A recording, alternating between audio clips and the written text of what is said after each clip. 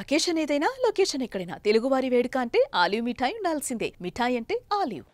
భారత్ పాకిస్తాన్ల మధ్య యుద్ధం ఎందుకు ఆగింది? ఇది ఒక పెద్ద $1 మిలియన్ క్వశ్చన్గా మారిపోయింది. అయితే దీని వెనక ఉన్నటువంటి బలమైన కారణాలు ఇప్పుడిప్పుడే వెలుగు చూస్తున్నటువంటి పరిస్థితి. భారత్ జరిపినటువంటి దాడుల్లో కీలకమైనటువంటి పాకిస్తాన్ అణుస్థావరాలు ధ్వంసమయ్యాయా? దీని ఫలితంగా రేడియేషన్ లీకేజ్ సమస్య ఉత్పన్నమవుతుందా? ఈ అంశాన్ని అగ్రరాజ్యం అమెరికా ముందర నివేదించిందా? ఈ క్రమంలోనే భారత్ని ఒప్పించేటువంటి ప్రయత్నం అగ్రరాజ్యం చేసిందా? ఇప్పుడు వస్తున్నటువంటి సోషల్ మీడియా న్యూస్ అలానే కొన్ని అంతర్జాతీయ మీడియాలో వస్తున్నటువంటి కథనాలు ఆసక్తికరంగా మారుతున్నాయి. భారత్ పాకిస్తాన్ల మధ్య యుద్ధం ఆగిపోవడానికి రేడియేషన్ లీకేజ్ సమస్య ప్రధాన కారణం అనేటువంటి అంశాన్ని విశ్లేషిస్తున్నాయి. ఇందులో వాస్తవం ఎంతవరకు ఉంది, చూపిస్తున్నటువంటి ఆధారాలు ఏంటి, ఒకసారి విశ్లేషించేటువంటి ప్రయత్నం చేద్దాం. ఓవరాల్గా జరిగినటువంటి పరిణామాల్ని అనేక సంస్థలు రిపోర్ట్ చేస్తూ వస్తున్నాయి. ఆ క్రమంలోనే పాకిస్తాన్లో జరిగినటువంటి దాడులు, ముఖ్యమైనటువంటి కొన్ని స్థావరాల విషయంలో అణు స్టోరేజ్ ఉన్నటువంటి ప్రదేశాలని భారత సైనిక దళాలు టార్గెట్ చేశాయి. అక్కడ జరిగినటువంటి విధ్వంసం ఫలితంగా ఈ అణు ఇంధనం లీకేజ్ అవుతుంది, రేడియేషన్ సమస్య మొదలవుతుంది అనేది దాని సారాంశం. ఒకసారి దాన్ని విశ్లేషిద్దాం. ఇది ట్రిబ్యూన్లో వచ్చినటువంటి కథనం. ఈ కథనాన్ని బట్టి చూస్తే satellite images show significant damage to pox critical air bases link to it's nuclear capability. అంటే అణు సామర్థ్యానికి సంబంధించి లింక్ చేసినటువంటి కొన్ని ఎయిర్ బేసెస్ని భారత్ అటాక్ చేసింది. వాటి ఫలితంగా కొత్త సమస్యలు వస్తున్నాయి అనేటువంటి సంకేతాలు చూపిస్తున్నాయి. Pakistani bases hit by IAF include Rafiqui air base, Shorkot, అలానే Nur Khan air base Rawalpindi, Murid in Chakwal, Rahimyar Khan, అలానే సుకూర్ అండ్ చునియాన్. ఈ ప్రాంతాల్లో జరిగినటువంటి దాడులు ఇవన్నీ కూడా ఇది పస్రూర్ అండ్ సియాల్కోట్లో ఉండేటువంటి ప్రాంతాలు. ఈ ప్రాంతాల్లో జరిగినటువంటి అటాక్స్ న్యూక్లియర్ ఇంధనం లీకేజ్కి, రేడియేషన్ సమస్యకి దారితీస్తుంది అనేది ప్రధానమైనటువంటి విశ్లేషణ. బిఫోర్ ఆఫ్టర్ పేరుతో కొన్ని ఇమేజెస్ కూడా, శాటిలైట్ ఇమేజెస్ కూడా, ఇది బిఫోర్ ఉన్నటువంటి పరిస్థితి, తర్వాత ఆఫ్టర్ సన్నివేశం. ఇది బిఫోర్ ఉన్నటువంటి సీను, ఇక్కడ చూస్తే ఆఫ్టర్ సన్నివేశం ఇది. సో ఇటువంటి వాటిని చూపించడం ద్వారా ఇది అసలు పస్రూర్ ఎయిర్ డిఫెన్స్ రాడార్, ఈ రాడార్లన్నింటినీ కూడా ధ్వంసం చేశారు. అక్కడ జరుగుతున్నటువంటి అక్కడ ఉన్నటువంటి స్టోరేజ్, అంటే గతంలో తీసుకున్నటువంటి నిర్ణయాల ఫలితంగా వివిధ ప్రాంతాల్లో ఈ న్యూక్లియర్ బాంబ్స్కి సంబంధించి, అణు వార్ హెడ్లకు సంబంధించినటువంటి స్టోరేజ్ ఉన్న ప్రాంతాలు ఉన్నాయి. ఎందుకంటే వీటిని స్టోర్ చేసేటువంటి క్రమంలో చాలా జాగ్రత్తలు తీసుకుంటారు. ఇలాంటి కథనాలే మరికొన్ని కూడా ఉన్నాయి. అలానే US department of energy deploys air craft to Pakistan. ఎందుకు పంపించింది, ఎయిర్ క్రాఫ్ట్ని ఎందుకు పంపించింది, అది కూడా ఎనర్జీ డిపార్ట్మెంట్ ఎందుకు పంపించింది అనే దాని మీద ఈ కథనం ఉంది. ఖచ్చితంగా ఇక్కడ న్యూక్లియర్ లీకేజ్ అనేది జరుగుతుంది. ఇక్కడ ఈ సైట్స్ చూస్తే కనుక పాక్ పారామిలిటరీ సైట్స్ కొన్నిటి పేరు లిస్ట్ కూడా ఇచ్చారు. ఈ కథనంలో కూడా nuclear sites, Pakistani paramilitary and nuclear sites including Noor Khan, Sargodha, అలానే జాకోబాబాద్, ఇంకోటి భోలారి అండ్ కిరాణా హిల్స్. ఈ ప్రాంతాల్లో జరిగినటువంటి స్ట్రైక్స్ వీటికి సంబంధించి, కిరాణా హిల్స్లో చాలా పెద్ద స్టోరేజ్ ఉంది. కొండ దిగువ ప్రాంతంలో న్యూక్లియర్ వార్ హెడ్స్ని పాకిస్తాన్ స్టోర్ చేసింది. అవసరమైనటువంటి సందర్భంలో దానికి అనుబంధంగా ఉన్నటువంటి ఎయిర్ బేస్ నుంచి ఎక్కడికి కావాలంటే అక్కడికి షిఫ్ట్ చేసి అక్కడి నుంచి ప్రయోగించేందుకు కావాల్సినటువంటి వ్యవస్థలు ఏర్పాటు చేసుకోవాలనుకుంది. నూర్ ఖాన్ ఎయిర్ బేస్ దీనికి సమీపంలో ఉండేటువంటి ప్రదేశం. దీనికి సంబంధించినటువంటి కొన్ని దృశ్యాలు కూడా వెలుగు చూసినాయి. ఇక్కడే అణు ఇంధనానికి సంబంధించినటువంటి ఆధారాలు ఉన్నాయి లేదా స్టోరేజ్ ఉంది అనడానికి ఆధారాలు ఏంటి అనే దానికి కూడా ఒక సమాధానం ఉంది. ఇది గతంలో bulletin of the atomic scientist వీళ్ళు రిలీజ్ చేసినటువంటి డేటా ప్రకారం చూస్తే పాకిస్తాన్లో 2023 నాటి డేటా, అయితే 2025 వరకు ఉన్నటువంటి ప్రొజెక్షన్స్ ఇందులో పెట్టారు. వాళ్ళ దగ్గర ఉన్నటువంటి ఆయుధ సంపత్తి, వార్ హెడ్స్ దేనికి కనెక్ట్ చేస్తారనే దాని మీద కూడా అప్పుడు ఉన్నటువంటి ఎస్టిమేషన్స్ ప్రకారం 170 వార్ హెడ్స్, ఇప్పటికి కూడా 170 అనే చెప్తున్నారు 2025లో కూడా. కానీ వీళ్ళు వేసినటువంటి అంచనాల ప్రకారం ఈ నంబర్ మరింత పెరుగుద్దని చెప్పని భావిస్తున్నారు. అది ల్యాండ్ బేస్డ్ వెపన్స్, అలానే air based weapons, sea based weapons, ఇవన్నీ కూడా డిఫరెంట్ డేటా ఇందులో ఇచ్చారు. వీటిని ఎక్కడెక్కడ స్టోర్ చేశారు, ఆ ప్రాంతాలకు సంబంధించినటువంటి కొన్ని ఊహా చిత్రాలు కూడా, అప్పటికి శాటిలైట్ ఇమేజెస్ కూడా అప్పటికే గ్రహించినటువంటి సందర్భాలు ఉన్నాయి. వీటిని కూడా పబ్లిక్ డొమైన్స్లో పెట్టారు. న్యూక్లియర్ సైంటిస్టులకి సంబంధించినటువంటి డేటాలో కూడా పెట్టారు. ఇది 2023, 2022 నాటి పిక్చర్స్ ఇవి. పాసిబుల్ షహీన్ 3 అక్కడ పెట్టినటువంటి పాకిస్తాన్ స్టోర్ చేసినటువంటి డాష్డ్ ఎల్లో బాక్స్ సైట్. ఇది రీసెంట్ కన్స్ట్రక్షన్స్, ఈ బాక్సెస్ అన్నీ కూడా ఇవన్నీ రీసెంట్ కన్స్ట్రక్షన్స్ జరిగినాయి. ఇక్కడ ఈ ప్రాంతాలన్నింటిలో కూడా, అంటే 2020-21 తర్వాత పెద్ద ఎత్తున ఈ ప్రాంతాల్లో డెవలప్మెంట్ ప్రాసెస్ని పాకిస్తాన్ చేపట్టింది. నేషనల్ డెవలప్మెంట్ కాంప్లెక్స్ పేరుతో ఈ ప్రాంతాలన్నింటిలో కూడా న్యూక్లియర్ ఇంధనానికి, న్యూక్లియర్ వార్ఫేర్కి సంబంధించినటువంటి ఆయుధ సామాగ్రిని పాకిస్తాన్ పొందుపరిచింది. వీటన్నిటిపైన కూడా అంతర్జాతీయ సమాజం నిఘా ఉంది. సో ఇన్ని జరుగుతున్న సందర్భంలో నిజంగానే అక్కడ జరిగినటువంటి నూర్ ఖాన్ ఎయిర్ బేస్లో జరిగినటువంటి ఉత్పాతం లేదా అటాక్, భారతదేశం చేసినటువంటి అటాక్ చాలా తీవ్రమైనటువంటి అటాక్గా మనం చూడాల్సి ఉంటుందా?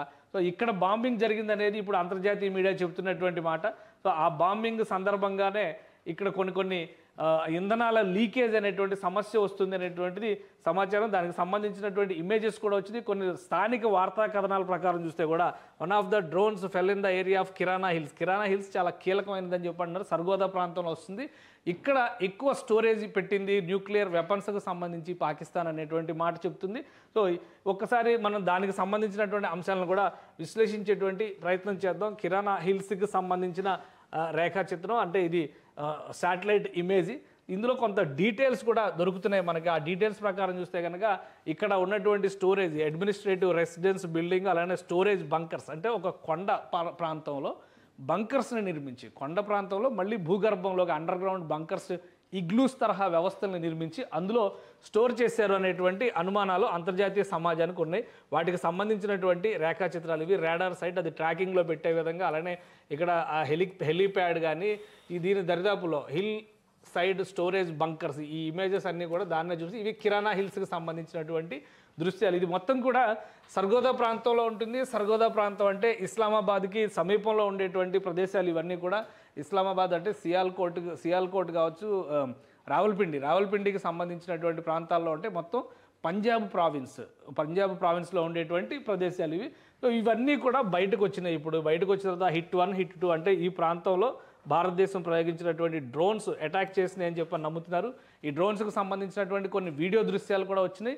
ఎత్తైనటువంటి కొండ పైకి ఉంటుంది, కొండకు మళ్ళీ కొండ గర్భంలోకి మళ్ళీ ఇక్కడ ఒక సొరంగం లాగా తవ్వి అందులో ఇగ్లూస్ తరహా వ్యవస్థను ఏర్పాటు చేసి ప్రత్యేకంగా వాటిని భద్రపరిచారు. అవసరమైనటువంటి ప్రాంతానికి తరలించేందుకే ఇక్కడ అతి సమీపంలో ఒక ఎయిర్ బేస్ను కూడా నిర్వహిస్తోంది పాకిస్తాన్ అనేది సారాంశం. సో మొత్తం అటాక్ జరిగిన తర్వాత, భారతదేశం అటాక్ చేసిన తర్వాత ఇండియన్ ఎయిర్ ఫోర్స్కి సంబంధించినవి లేదా మన స్ట్రైక్స్ జరిగిన తర్వాత జరిగినటువంటి పరిణామాలు, ఇక్కడ పెద్ద పెద్ద భారీ గొంతులు ఏర్పడ్డాయి.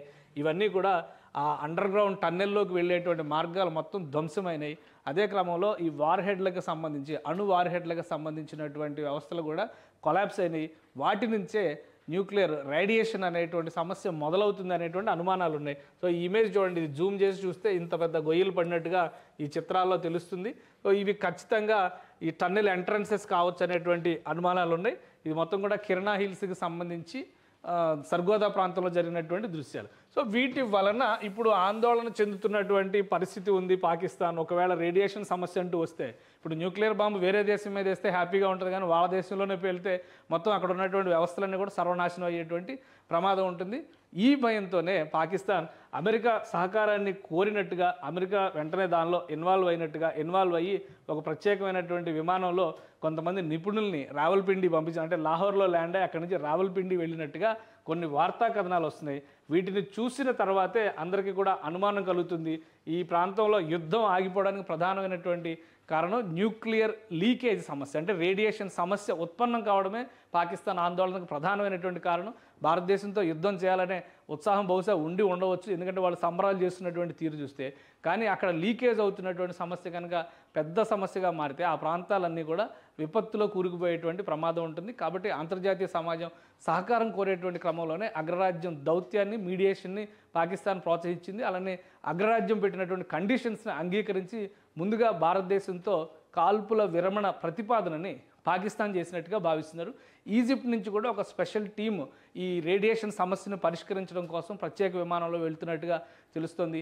ఎంతవరకు వాస్తవం అనేది, ఎందుకంటే ఇందులో ఎక్కడ కూడా అధికారికమైనటువంటి కన్ఫర్మేషన్ లేదు. ఈ దృశ్యాలకు సంబంధించినటువంటి చర్చ ఈరోజు భారత మిలిటరీ అధికారులు చేసినటువంటి ప్రెస్ కాన్ఫరెన్స్లో కూడా డిస్కషన్కి వచ్చింది. కానీ ఆ ప్రాంతాల్లో ఏమున్నాయో మనకు తెలియవు. సైనిక పరమైనటువంటి యాక్టివిటీ ఎక్కడైతే ఉందో అక్కడ మాత్రం టార్గెట్ చేసి మేము లక్ష్యాలను కొట్టాం కాబట్టి మిగతా సమాచారం మాకు తెలియదు, మీరు చెప్తేనే తెలుస్తుందని చెప్పని భారత సైనిక అధికారులు కూడా ఈ అంశంపైన సమాధానాన్ని దాటవేశారు. సో మొత్తం మీద ఒక కీలకమైనటువంటి 4 ఎయిర్ బేస్ల్ని, సైనిక స్థావరాల్ని భారత సైన్యం దెబ్బకొట్టింది. వాటిలో న్యూక్లియర్ వెపన్స్కి సంబంధించిన స్టోరేజ్ వ్యవస్థలు ఉన్నాయి. వాటికి విపత్తు రావడం వల్ల వాటి నుంచి లీకేజ్ సమస్య ఖచ్చితంగా ఉత్పన్నమైందనేటువంటి అనుమానాలు మాత్రం ఈ డేటా అంతా పరిశీలించిన తర్వాత బలపడుతుంది. ప్రధానంగా స్టోరేజ్ చేసినటువంటి ప్రాంతాలపైన ఇప్పటికే ఒక క్లారిటీ ఉంది. అనేక అంతర్జాతీయ మ్యాగజైన్లో అటామిక్ రీసెర్చ్కి సంబంధించినటువంటి అంశాల్లో ఈ సర్గోదాకి సంబంధించి కానీ, కిరణా హిల్స్కి సంబంధించి కానీ, వీటన్నిటికి సంబంధించినటువంటి హిస్టరీ ట్రాక్ చేసి పెట్టి ఉన్న నేపథ్యంలో ఖచ్చితంగా అణుపరమైనటువంటి సమస్య ఉత్పన్నం అవ్వడం వల్లనే ఈ యుద్ధ విరమణ లేదా యుద్ధానికి సంబంధించినటువంటి విరామం వచ్చిందనేటువంటి సంకేతాలు అయితే కనిపిస్తున్నాయి. ఇక ఈ సమస్యను ఏ విధంగా పరిష్కరిస్తారు, పాకిస్తాన్ ఏ విధంగా దీనిపై నుంచి అధిగమిస్తుంది, ప్రస్తుతం ఉన్నటువంటి ఉద్రిక్తతలను తగ్గించడానికి రెండు దేశాల మధ్య జరిగేటువంటి చర్చలు ఎలాంటి ఫలితాలను ఇస్తాయని తెలియాలంటే కనుక వేచి చూడాల్సిందే.